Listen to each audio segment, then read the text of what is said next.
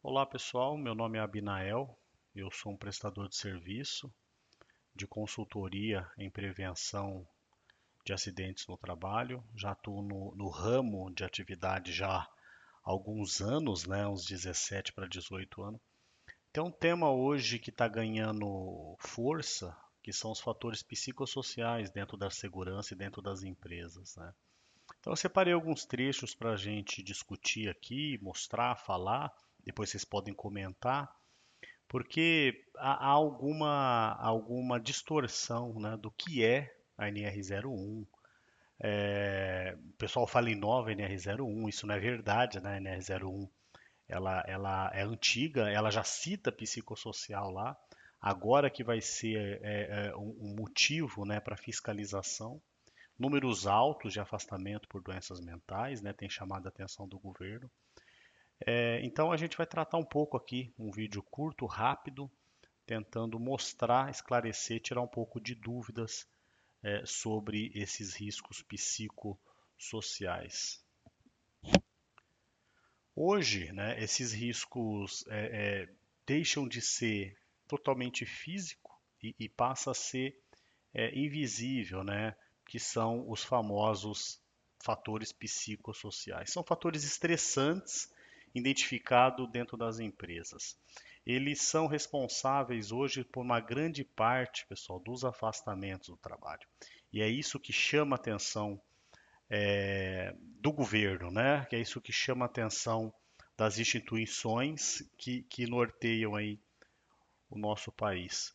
Se você pegar antes, lá quando em 1940 e pouco, Getúlio Vargas, quando criou a CLT, ali no capítulo 5, alguns anos depois, né, em 1978, 9, foi criado a CLT e lá as normas regulamentadoras do trabalho. Hoje dá 1 a 38.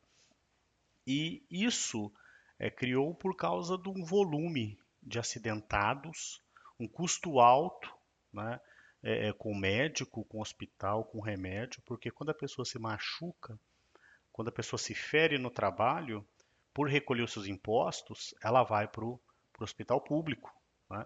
E lá no hospital público eles têm um gasto muito alto com os acidentados, isso chama atenção. Aí eles voltam isso para a empresa e exige que as empresas cuidem dos seus colaboradores, né? E hoje o volume alto de pessoas afastadas são por transtornos mentais, né? Então, os fatores psicossociais são problemas na forma como o trabalho é organizado e como o trabalho é gerido, né? E como que isso afeta a saúde mental, física e social do trabalhador. Não é sobre a pessoa ser fraca, mimimi, nova geração, não é isso. Os números apontam afastamento com pessoas acima de 41 anos. Eu vou deixar um link aqui que o G1 fez uma reportagem muito boa falando sobre isso. Então é sobre um ambiente ser, né, ou estar adoecendo pessoas, o ambiente ser patológico e estar adoecendo pessoas. Esse é o grande segredo. Alguns exemplos que a gente pode citar: sobrecarga de trabalho, assédio, falta de conhecimento que gera ansiedade, falta de clareza na função, sabe aquela pessoa, o faz de tudo é um problema, né? Porque no final ele acaba lidando com tudo, com todos e tem uma sobrecarga, uma pressão excessiva e falta de autonomia, tá? Então, esses são alguns exemplos práticos do que está no guia dos fatores de riscos psicossociais do Ministério do Trabalho e são exemplos que as empresas devem olhar e cuidar dentro do seu ambiente. Como que isso surgiu, né? Como que isso nasceu? O mundo do trabalho, é claro, ele ficou mais rápido, mais digital, mais exigente, né? A saúde mental virou um problema global, claro. Então, organizações como a OMS, Organização Mundial da Saúde, ou a OIT, Organização Internacional do Trabalho, alertou, né? Bilhões de dias perdidos de trabalho por ansiedade e por depressão. E esses números hoje são dados públicos, pode ser conferidos. Eu vou largar um link aqui também.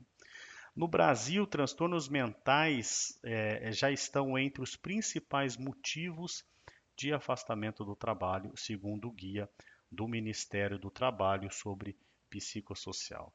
Resultado, isso atualizou a NR, né? Não é nova NR01, é uma atualização da NR 01 em 2024, tá? Que incluiu oficialmente os riscos psicossociais dentro, né, do que chamamos de GRO. GRO é um gerenciamento de risco ocupacional, mais famoso ali dentro do PGR, que a empresa precisa também considerar esse PDCA, né, essa gestão em formato de GRO para os riscos psicossociais. Um ponto importante, né, e isso muda o jogo, não se avalia, pessoal, a mente do trabalhador. Isso é importante, porque a indústria lamenta, né? A indústria fala, olha, o funcionário já chega para trabalhar aqui estressado. Não tem transporte público, não tem calçada, não tem estrutura, não tem saneamento. Então ele já chega na empresa estressado. Mas não é só sobre isso, não é só sobre isso, né? Deve-se avaliar o ambiente de trabalho. A empresa, ela virou uma porta de entrada e uma porta de saída para os afastamentos, tá? Ninguém em casa depressivo se afasta sem estar com um vínculo empregatício. Então, o vínculo empregatício que a empresa dá vira porta de entrada e saída. Ou seja, resumindo, o problema não é um indivíduo, não é uma pessoa ou duas. O problema é o sistema como um todo. Quais são os impactos reais, né? Quando mal gerido, quando a gestão da empresa, a estrutura da empresa é mal gerida, esses fatores eles geram também o estresse, o famoso burnout, que é o esgotamento, depressão, DORT, que é distúrbios otomusculares relacionados ao trabalho, queda de produtividade, baixa na mão de obra, rotatividade devido a afastamento, né? Então a empresa ela perde em resultado e o trabalhador perde em saúde. Então você vê que é uma via de mão dupla aí, onde todos perdem. Como agir, pessoal, na prática? Na prática, existe um passo a passo aí. Eu separei 4 aqui para a gente discutir. Primeiro, número um, identificar. Então a empresa ela tem que olhar para o trabalho real no campo, né? Como as tarefas são feitas. Primeiro ponto. Existe uma sobrecarga de trabalho? Existe pressão ou conflito entre empregador e empregado, empregador e produção, empregador e meta, né? Depois de identificado, a empresa tem que avaliar qual é o nível desse risco. Aí entra muito próximo do que eu falei do GRO, probabilidade versus severidade, tá? Isso está dentro de um GRO, isso tem que estar também avaliando o psicossocial, né? Qual é o nível do risco? Qual o impacto à saúde? Qual é o impacto? Terceiro ponto, tem que controlar. Penúltimo ponto e terceiro, tem que controlar, né? Reduzir a carga de trabalho é uma opção, melhorar a comunicação, né? Dar autonomia, a pessoa que tiver com algum problema, ela pode falar, ela pode reclamar, ela pode abrir a boca, esse é um ponto. Criar pausas reais, né? Então, no momento de pico, de estresse, daquele que lida com pessoa, com produção, com rotatividade, eu posso parar para tomar uma água, eu posso parar para tomar um café, eu posso ir no banheiro, ou a ida no banheiro é cronometrada. Esse também é um fator, né? E treinar as lideranças, não mais aquela liderança tóxica, aquela liderança de mandar áudio falando palavrão, de dar metas para hoje, né? Metas inalcançáveis para hoje. Isso aumenta a ansiedade. Antes de eu ir para o último item, que é o acompanhar, quem fica doente, né? O patrão e o colaborador, são todos, né? Então, tem uma falsa impressão que só o funcionário adoece, né? Mas você vê casos aí de empresários, de gestores, de gerentes que também não dormem, que também vivem com os bolsos cheios de remédio, porque o conflito ele é tóxico para todos dentro do ambiente de trabalho. Por último, acompanhar, medir, né, se isso melhorou. Por exemplo, criar um canal de denúncia, e aí de repente daí 20 dias, um mês, você olha para esse canal de denúncia e vê que teve 3 denúncias sobre assédio, sobre racismo, sobre xenofobia, sobre pressão, sobre falta de respeito, e quais foram as tratativas que foram dadas. Isso foi resolvido com treinamento, com uma suspensão, isso foi com um desligamento, né? Tem que dar uma solução para diminuir esses índices. Então a gente enquadra isso no quarto campo, que é acompanhar.